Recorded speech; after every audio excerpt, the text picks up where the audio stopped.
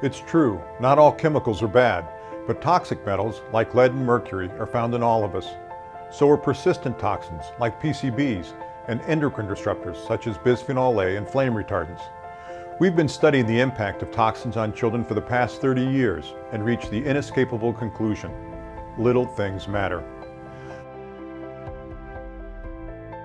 Toxins can have a lifelong impact on children.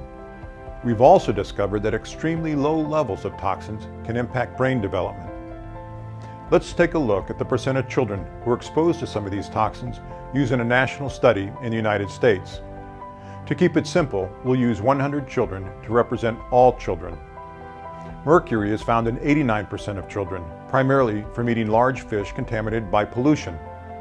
Lead is detected in the blood of all children, regardless of race, income, or where they live. Over 80% of children are exposed to organophosphate pesticides, mostly from food. All children are exposed to PCBs, a persistent pollutant that was banned in the 70s but will linger for generations. Bisphenol A, or BPA, is found in 96% of children. PBDEs, a type of flame retardant, are found in 100% of children. But these toxins don't occur in isolation. Children are exposed to many toxins and dozens of untested chemicals all the time. Let's take a look at the body burden of a typical child, one toxin at a time. If each marble represents 1 part per billion of a toxin, this figure represents the body burden of a typical child. 1 part per billion is deceptively small. It is only about 2 tablespoons of sugar in an Olympic-sized swimming pool. But chemicals can be biologically active, even at very low levels. The chemical industry has tried to assure us that concentrations of these toxins are too small to cause harm. But chemicals designed by drug companies to alter behavior, like the prescribed dose of Ritalin, a drug commonly used to treat children with ADHD, is active at levels about the same or even lower than toxins found in the blood. Besides, a lot of studies have shown that some chemicals can be toxic, even at very low levels. As the body burden of PBDEs in pregnant women increases, the intellectual ability of their children decreases. Let's take a closer look. As the level of PBDEs in mother's blood increases from 10 to 100 parts per billion, the IQ scores of their children drop by about 5 points. We see a similar pattern with organophosphate pesticides. As the level of organophosphate pesticides in pregnant women increases from 10 to 75 parts per billion, the IQ scores of their children drop by about 5 points. In the 1960s, hundreds of children died from severe lead poisoning every summer. Since then, much lower levels of exposure have been shown to result in learning deficits and brain disorders like ADHD. In fact, the World Health Organization and other agencies agree there is no safe level of lead exposure.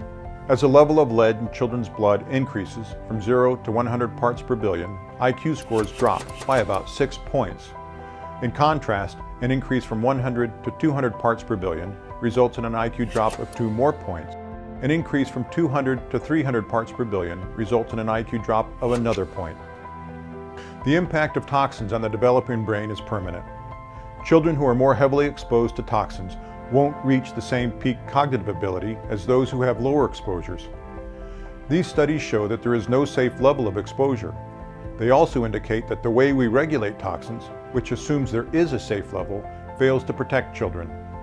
The chemical industry argues that the effect of toxins on children is subtle and of little consequence. But that's misleading.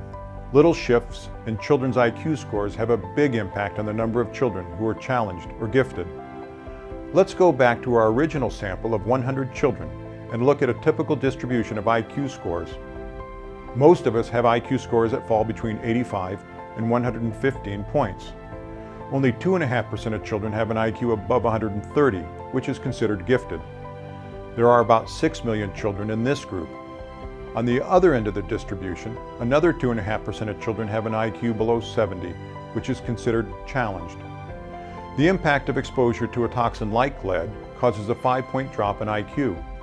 This shift results in a 57% increase in the number of children that are challenged, from 6 million to 9.4 million.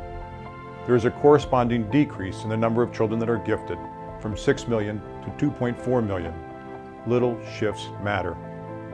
The impact of exposure to another toxin, like flame retardants, results in a further increase in the number of children who are challenged, from 9.4 million to over 11 million.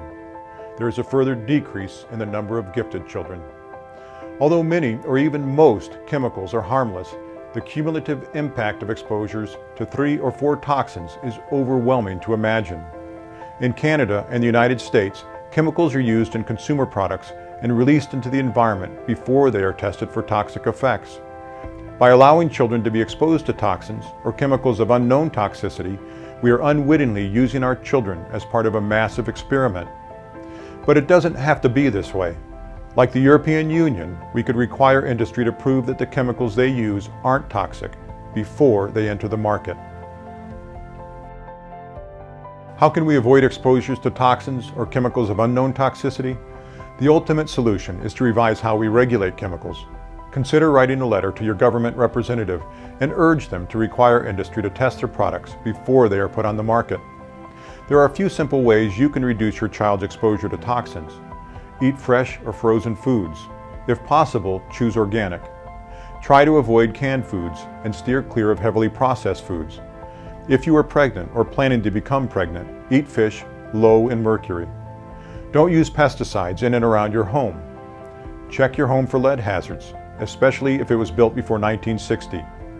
Frequent cleaning of floors and surfaces can help reduce children's exposures to lead, flame retardants, and other toxins and house dust.